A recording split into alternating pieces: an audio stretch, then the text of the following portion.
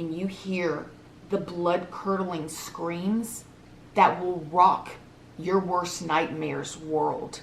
And like, I'm banging on the wall at this point, like, help her. She needs help. Nobody's coming.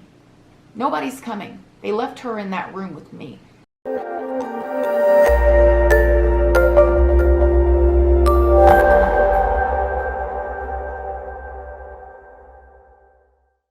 Good morning, my lovelies, my beauties, my friends. My name is Christina and welcome to my channel. If you're new here, thank you so much for clicking on this video. I really hope that you will subscribe, stick around, take a chance on hearing some things that I have to say. And if you are a returning subscriber, y'all already know, y'all are my babies. So good morning, good morning, good morning. How is everybody doing? I hope you guys are having a great day. So this is the video that I've kind of been putting off for quite a while. This is the other part of my in the whole experience of being in lock. If you're new here, hi, my name is Christina. Whenever I was 21, I was sentenced to 3 years prison in the state of Florida. That was many years ago, though. I'm Grandma Christina now. Not technically a grandma, but it's just a joke. So if you're new here and you hear me call myself that or see other people call me that, it's kind of just our thing. Also, if you guys have not seen the other solitary confinement videos that I did, I will leave them linked down in the description box. You might want to watch those first just so you can have a little bit of backstory with things. So whenever I went to jail, now this is before I got transferred to prison, I sat in the county jail for 6 months waiting for court, sentencing, transferring, all of that good and fun stuff. Sarcasm. I had got thrown into the hole, and here we call it solitary confinement, although a lot of the times you're not in there by yourself. Sometimes they will put somebody else in the room with you or put you in the room with someone else if the confinement rooms are full. See, here the prisons and the jails are overrun. I remember there being times being in the county jail where there are people sleeping on the floor on these little mats that are literally just a mat. They're not beds, they're not mattresses, they are just a mat. Okay, it's not much than laying on the hard floor or on a hard slab. So there's just so many people that are being arrested and being locked up, so they don't have a lot of room to occupy everybody. Now there is also a thing called isolated solitary confinement, and isolated solitary confinement is where you are only alone the whole entire time, and those rooms are usually reserved to people who are, one, a threat to the people around them that could possibly hurt somebody, maybe even somebody, and then also people that are suicidal. A lot of the times they'll put people that are suicidal in isolated solitary confinement rooms, or if you have like maybe a disease or something that's highly contagious, maybe open wounds, something like that other people can get them, sometimes they'll put you in there, not as much as they should when people are ill like that, and people are ill like that, they want to be by themselves because they don't feel good anyways, but that's neither here nor there. So this time I was in the county jail, and I have been in the county jail for a while, and in our county jail is a bunch of open bay dorms. We wear these big orange jumpsuits that button up that feels like you're wearing a giant onesie. Definitely not cute, definitely not comfortable. Underneath it you wear your undergarments, which would be your panties, your bra. Yes, they do give you bras in the county jail.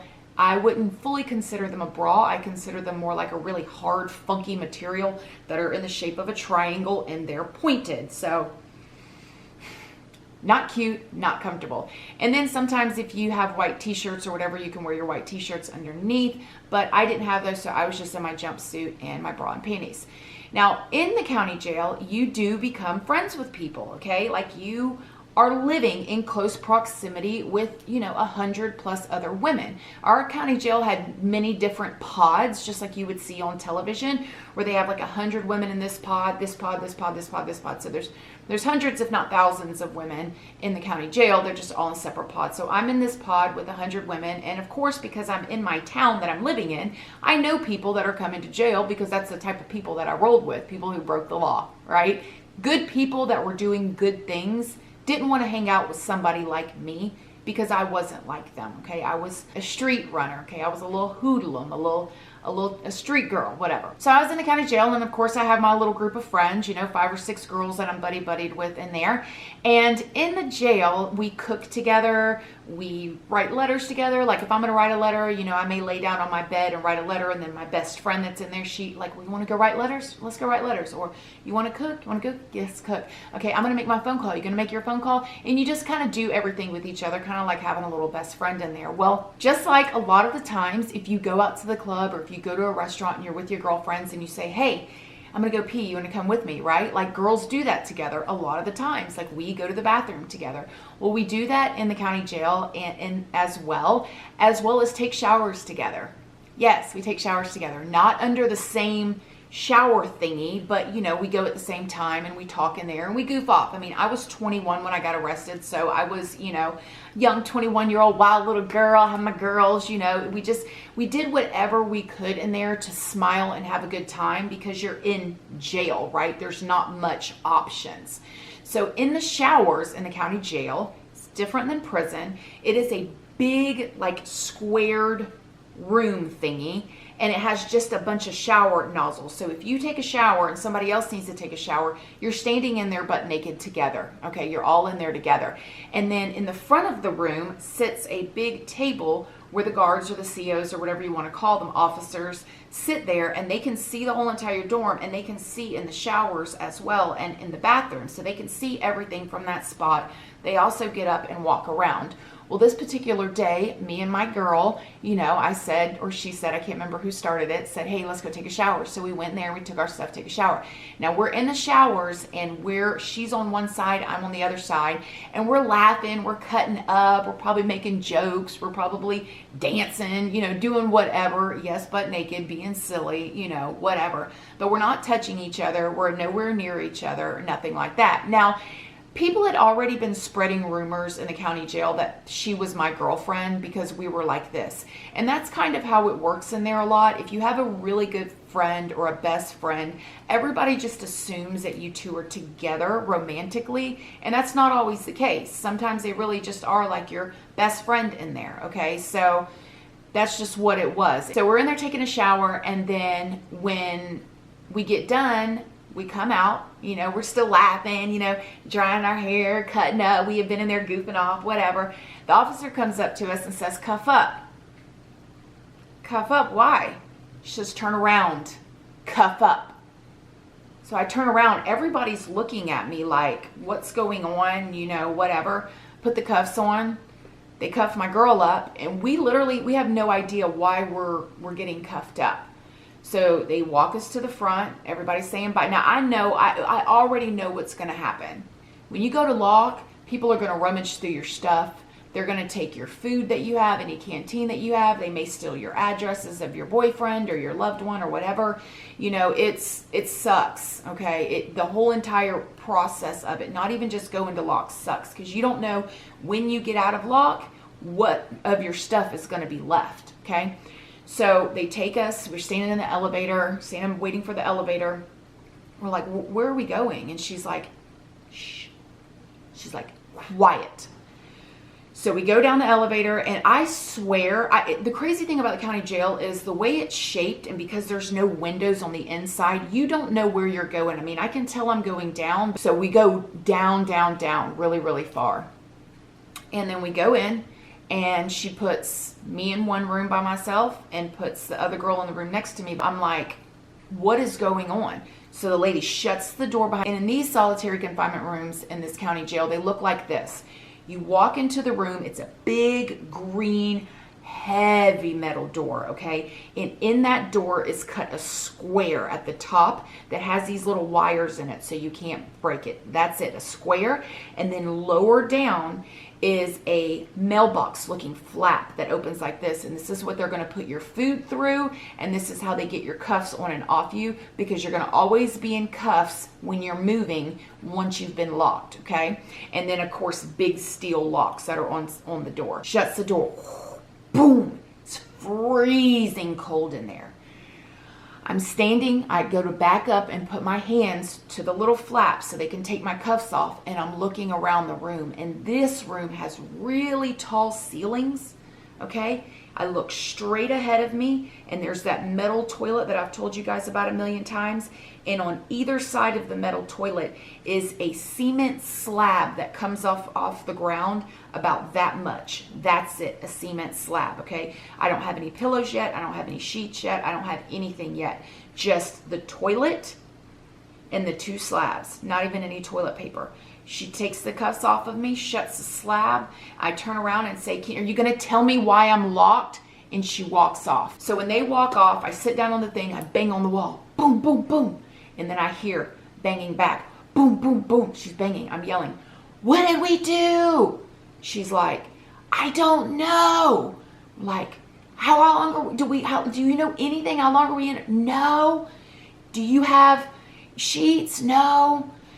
Eventually, another lady comes in. I never saw that officer again after that while I was in lock. Another lady comes in and she strip searches me, takes everything off, squat and cough. The squat and cough for the county jail is nowhere near what it is in prison, I'm telling you, but it's still a squat and cough. And then she gives me a green jumpsuit, because now you're going to wear a green jumpsuit now that you're in lock. She brings me a rolled up slab with a sheet, blanket, and a pillow with a pillowcase on it. That's it, and a roll of toilet paper. Now here I am.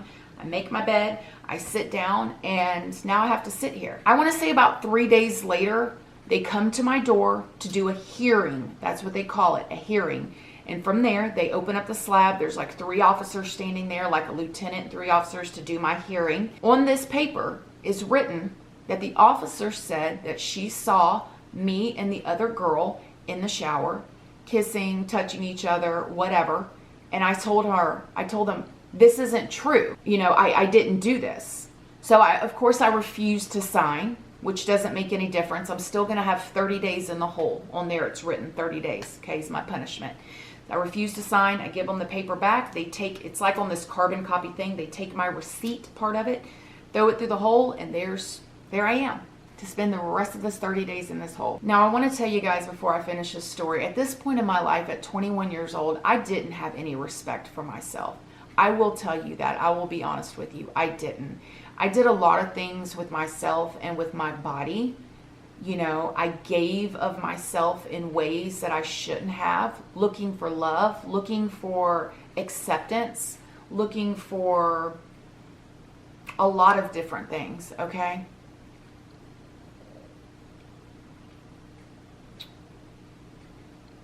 So when I finish this story, I want you guys to know that my frame of mind back then, it didn't bother me as much as this kind of thing would bother me now, because I was used to being taken advantage of. You know, I was used to it, you know. So I want to say probably about a week in, at nighttime, these night shift officers started coming on. And there was a male officer. He started it first. He started, he would come up to the window and tap on the window, and he would say, you know, what's up, you know, Christina, how you doing, da da da da. And I was just so excited to talk to somebody, and he was a good looking officer. He was a younger officer. If I had to guess, I would say about 28 years old. He was a really good looking officer. And if you're watching this officer by any chance, you know this story. So then eventually he started coming in and sneaking me peanut butter sandwiches through that hole. So he was really grooming me for me to like him and to look forward to him. And he flirted with me big time, and I wanted a little bit of attention, and I flirted back. Then before you know it, he started coming back with 2 more officers, so it would be 3 of them, okay? And they would come in, you know, at nighttime. I would be sleeping in there in my bra and panties, and I would put the sheet around me. I'd get up and I'd go up and talk to them or whatever. Then they started coming there and telling me like about how they were looking at my pictures and they were laughing at my pictures, you know, my mug shots and stuff. And some of my mug shots were crazy. Trust me, they're not there anymore. Otherwise I would show you guys. I guess it's been so long. They don't keep them that long in the county jail, but I wish they were there because that would make for incredible thumbnails. Trust me. Some of them I was like, when you're in the hole, you don't get showers. Okay. You have to take a bird bath in the sink. So if you want to wash, you have to use the sink. Use whatever you've got and wash your body, okay? You don't get clean clothes while you're in there either. If I believe correctly, I may say they come in and give you bra and panties maybe I got it once or twice if I can remember correctly, but you don't get showers. I never got a shower while I was in there for 30 days. So Then the officers started coming into my room at nighttime. Okay, they would come into my room, stand there with the door open, and now looking back at it, I can see how the buildup was. Okay, but I didn't realize it then. Okay, I didn't. I hate telling this. I hate talking about this. So the guys would open the door, would stand in the door like ledge or whatever, and would talk to me. And it was the only attention that I got, the only kind of real communication that I got, except for yelling through the walls that we would get in trouble for. Then before you know it, the one officer started at first. He would come in and he would bring me clean clothes. And he would throw them on the bed. And I just felt like he was doing me this favor, right? Like I felt like he was doing me a favor. He was bringing me in food. You know, I thought he was a good guy. I thought, you know, it's what it was. And maybe, I don't know. So he brought the clothes, he threw them on the thing, and I kind of got up and I was like, thank you. Like, oh my gosh, thank you, clean clothes. Thank you so much. And he was like, you need to change into them. You got to change into them. And I was like, okay, I'll change into them real quick and then I'll have the clothes ready for you. He was like, no, he's like, I can't leave. He's like, I can't leave you with these 2 sets of clothes. I'll get in trouble. Hurry up and change. So I remember standing up and thinking like, he wants me to change in front of him. But in my little 21-year-old mind, I was thinking like, it spawned a thought for a second because I knew he had been flirting with me. I knew he was bringing me this stuff. It spawned a thought of like, I don't want to change in front of him, but then I really wanted the clothes. So I, changed in front of him and gave him the other clothes, and he just kind of stood in the doorway smiling. I did turn my back to him, but whatever. He didn't touch me. He didn't do anything like that. So, he's not allowed to do that, though. I will say that. It shouldn't have been done. So before you know it, the next time that he came in and brought me clothes, I want to say maybe 4 or 5 days later that he brought me clothes, he had the other 2 guys with him. And the thing about it is they would open the door and make jokes with me and talk to me for a while first, so I was warmed up to them. I thought that they were my friends. And then he brought me the clothes, and then all the other officers were standing there. And the crazy thing is they didn't act like change in front of me. Like I remember specifically the one guy was like leaning on the ledge, and like he was always the one that came and talked to me, and he's just smiling. And then the other 2 guys are kind of standing out, outside, and they're just kind of like looking down both hallways. And like I hurry up and change real quick. And the thing about it too, I'm not a shy person when it comes to stuff like that. Like I'm not. Like I go to the beach in a bikini, I'm not a super shy person, and so it wasn't that big of a deal to me because I thought that they were my buddies, but at the same time, now looking back at it as a almost 35-year-old woman and me being a 21-year-old girl, I realized that wasn't appropriate. So that stuff continued to happen with the changing until I got a roommate. Okay, I got a roommate, and this girl that came into the room with me, and let me explain to you guys what she looked like. She was a bigger girl. She was tall. She was probably I'm 5'7", so I would say she was about 5'10", okay? She was a dark-skinned girl, beautiful dark-skinned girl with very, very short hair, okay? She had been through a lot, okay? She's a bigger girl. I want you to get this image of her. She was a tall girl, bigger girl, but a teddy bear, okay? A gentle giant is what I would call her. But she was very protective, okay, of the people that she loved. And she would sit in there at night. She would sit in there in the daytime and be mad at the officers. Like she didn't want nothing to do with them.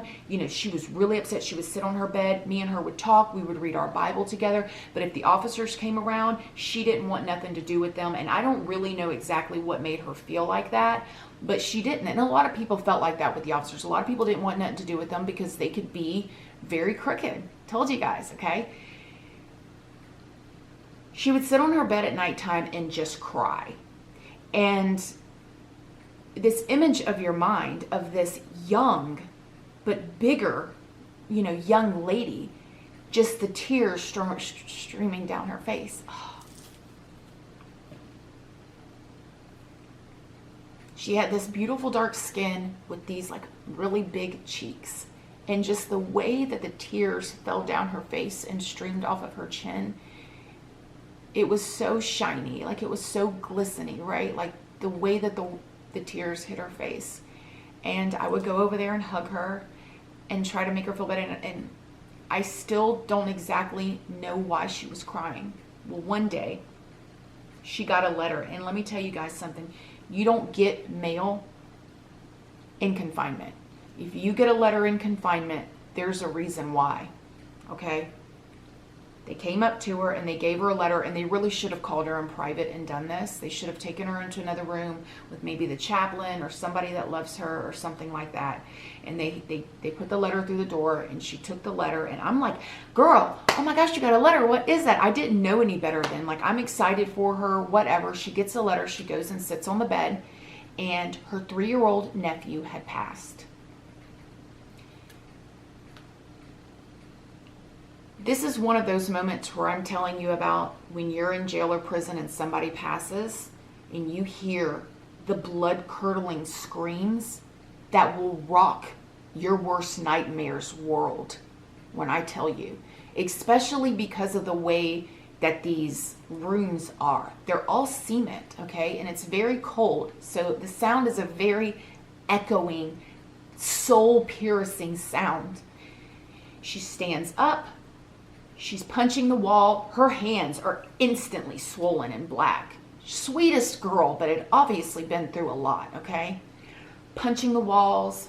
You know, I go up to her trying to rub her back to stop her. She turns around. She throws her body against the wall. She's screaming and crying. Her body, she slides down to the wall. She's banging her head against her knees. And like, I'm banging on the wall at this point. Like, help her. She needs help. Nobody's coming.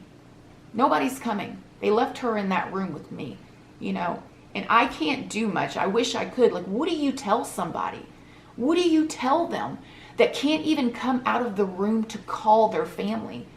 Who doesn't, you know, who accepts that in a letter? Somebody should have came and got her, okay? After that cry sesh of the screaming and the no's and the God whys, she went silent. She did not speak to me, okay?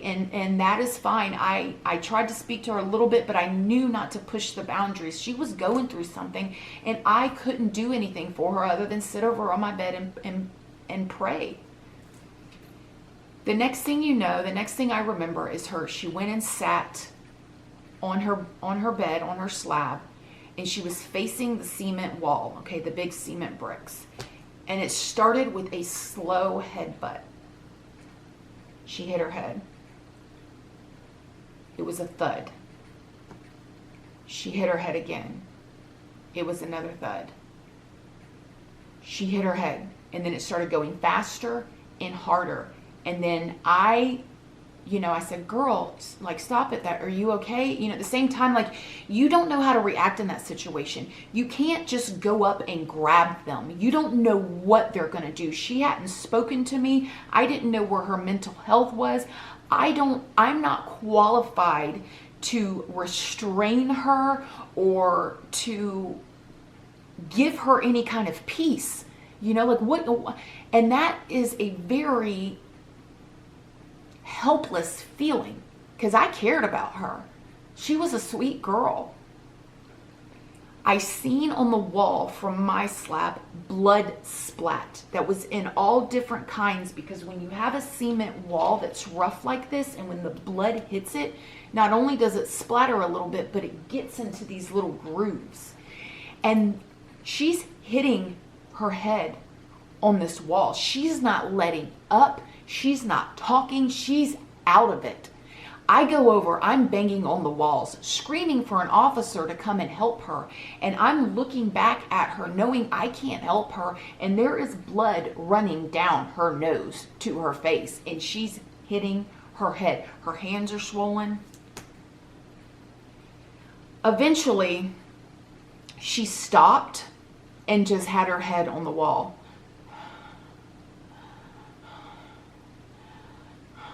I'm banging on the wall. I went over there and I just rubbed her back.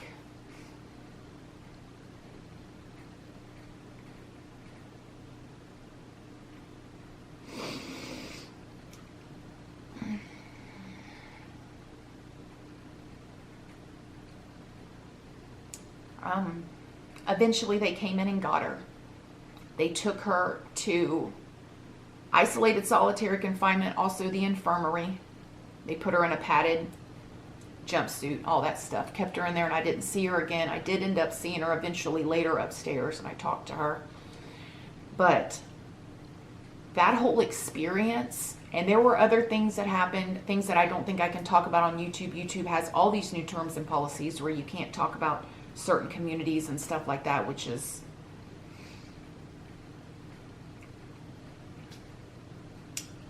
I'm just going to keep going with that, but that is why I have I've waited and to tell you guys about that story, because I can still see all of that stuff happening in my mind.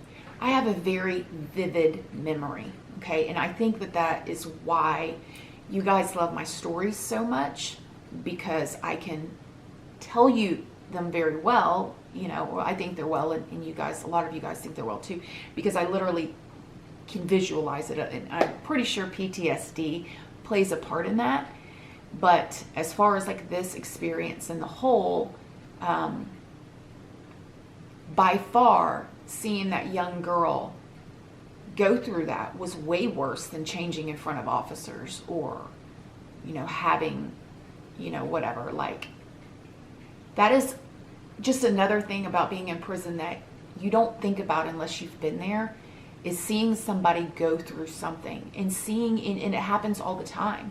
And I've told you guys that before, is seeing people lose loved ones, or seeing people pass or get very, very sick, and not being able to help them, not being able to help your family members, not being able to help the people that are in prison. What do you say to somebody who has lost a loved one? What do you say? I'm sorry? You can't do anything other than just be there if they need you. Just listen. You can't make it better. And I know that is something about me. I want to help everybody. I want to fix everybody's problems if I can. And it's torture to be in there and see people go through that. And I'm definitely not trying to make it about me, because if somebody loses a loved one, it ain't about me, honey. You can believe that. But, there's no consoling a person. There is no making it better. There's no taking them out to lunch and taking their mind off of it, okay? There's no bringing them a casserole to their house, or maybe cleaning their home for them so they don't have anything to do, or sending flowers to a funeral. There is none of that. They have to sit in there and think about it. Especially when you're in solitary confinement, or when you are in confinement or the hole and you lose a loved one. You can't even go to work that day, or write a letter or make a phone call. She couldn't even make a phone call because she was in confinement, and that was wrong. She should have never even went through that. And I guarantee you she still remembers that to this day when she thinks about her nephew, and that sucks. And people that are in prison that have lost, and I know that some of you guys have commented and told me, and DM'd me and told me that you were in prison when you lost your loved one, and these videos are hard for you. And I'm sorry, because then every time you think about that loved one that you lost, you remember where you were. And if you were guilty of your crime, you remember that you're the one that put yourself there. And the guilt eats you alive, right? The guilt of not being able to be there and support your loved ones and your family members. The guilt of not making it to the funeral. It's all consuming.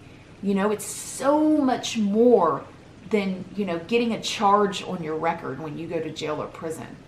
It affects your life. When I was in prison, my grandma's husband came down with a very sick disease, very, very sick illness, and had to go on chemotherapy, all that stuff. He lost his hair, he lost his weight. My grandmother was really going through it, and I couldn't be there for them.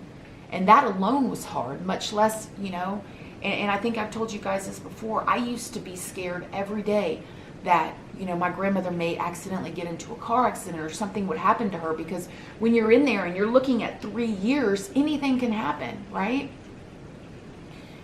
And a lot of things do happen. So I know I went off on that tangent there at the end, but it's a hard memory to have. It's a hard thing to think about. So, all right, guys. I hope that you guys liked this video. Please let me know what you guys think in the comment section down below. Even though I'm sure that you guys don't like the situations that happened in this video, please do like the video because it is a free way that you can help your girl out. And until next time, I love you guys so, so, so very much. And I'll see you in the next video. Bye. Where you are.